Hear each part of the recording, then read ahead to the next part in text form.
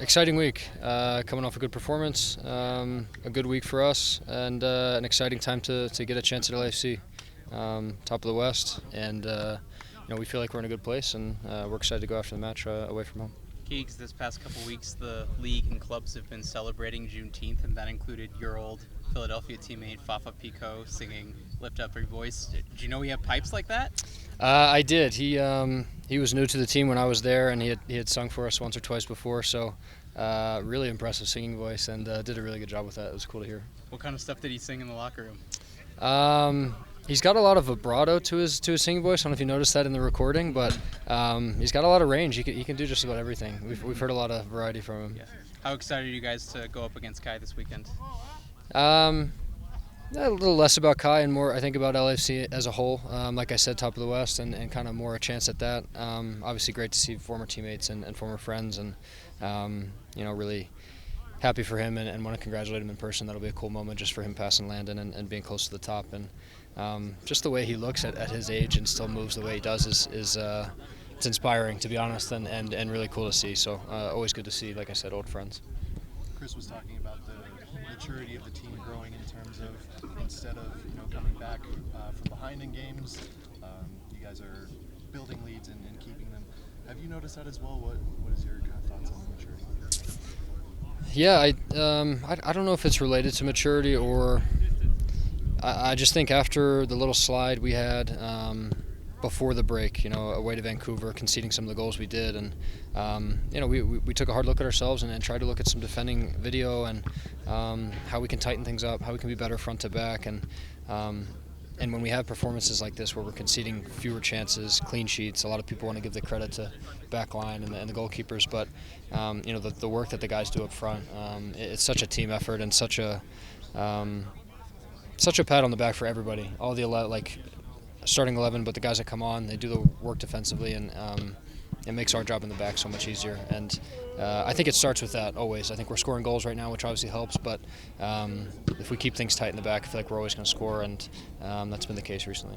As captain, as defender, what was kind of your message to the team during the international break and since then, especially the attackers improving the press? Like I said, after that break, we took a good look at ourselves and sat down in some unit video, and we call unit video, so more position specific or position groups, and like I said, just try to, as Chris says, tighten the belt a little bit and just kind of trying to take one more notch and one more step, a little bit more percentage, just improve slightly, because we didn't feel like we were far off. There was little moments in these games that we just needed to really take advantage of, and we've been good with that. It comes down to our ability as a whole to focus over 90 minutes, and we feel like as a group we can do that better than anyone else. And it comes down to maturity, but it comes down to having the right character guys that can commit to, when things get tough, to just continue to focus and do the right things that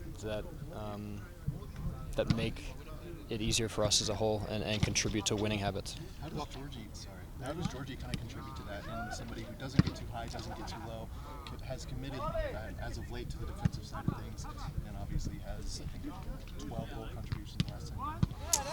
Yeah, I don't know that he would say, but I know I do, and Chris would probably say the same. His commitment to looking at Rafa and getting really tight from the front to the back, and those two's ability to deny entries into the six, and just the way teams build, and then work in tandem to get out to a center back, pressure on the ball, and all these things I'm sure Chris has said a million times. You guys are probably already tired of hearing, but that's where it starts for us, and obviously the more that we can encourage them from the back, and that they're hearing that, and then it just comes down to us trying to find him as many times as we can, even with overloads on certain sides of the field when it looks like we need to get off the side, forcing the ball back into him, looking for him, going out of our way to find him the ball, and you can see why that needs to be a focal point. He makes things happen, and just really happy for him on that side of it.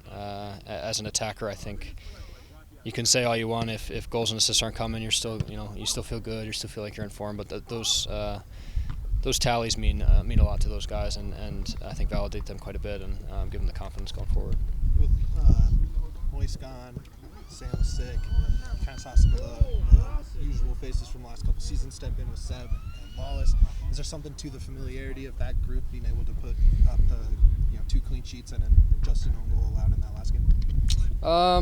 It is nice to have guys step into roles that are familiar with it, and that guys that we're familiar with around them. But I think it's just a tribute to them. It's such a difficult role to not play minutes for a stretch of games, and then train like you're going to play the next game and stay engaged and stay fit. And these guys have done it. Lawless, 3 games in a week, comes in and looks like he doesn't miss a beat. So I think it's really impressive from those guys, and a tribute to the professionalism and the way that they handle training every day. And it's just trying to relish that next opportunity and assume that it's going to come, not kind of be surprised when it does. There's some noise around Hoffa's future and Moise's future. Apologies for contributing to that. You guys talk about that. How do you not let that be a distraction? There's some playful chatter probably here and there, but I think most of the time any of this stuff gets talked about, it's you're happy for the individuals if a better opportunity comes their way, but selfishly we want these guys with us. It's going to make us better if they are, and at the same time, if there's opportunities for guys to continue to develop in a better way for their career, then we don't want to get in the way of that as well. So we'll see what comes of it. Like I said, selfishly hope they're with us, but we'll see. You spoke about validation as it comes to Georgie and his goal contributions just recently. How does that validation also tie into just what you're doing as a group, knowing that this was a 9-game week, after a period of disappointing results? What does the expectation look for, not just you yourself, but for the team heading into such a tough game like LAFC? Yeah, like I said, I kind of started by saying we're excited at the opportunity to play him right now. Coming off a good week for us, we get a week to recharge. They're now at the top of the West after Salt Lake's results. So I think it's just a feeling of excitement for us, and I think we'd look at this game differently, and it would be. I think we'd look at it the same, but it'd be much more of a challenge if we come off some disappointing results, and similar to the week we did before the break. So we're excited. Man, I'm thinking back to my preseason press conference. I think I said excited about 10 times. But it's going to be fun. We haven't had success as a team there. I don't know if we've won there before. 1 goal, all losses, and it was Kai who scored the goal in 2019. There you go. So I'm looking forward to it. I think we've got a little bit different way about us this year, especially away from home. I think we go for games. We're not really afraid of it. So. Excited to dive more into the prep this week, look at them a little closer and look at some tendencies and get into it. It'll be fun.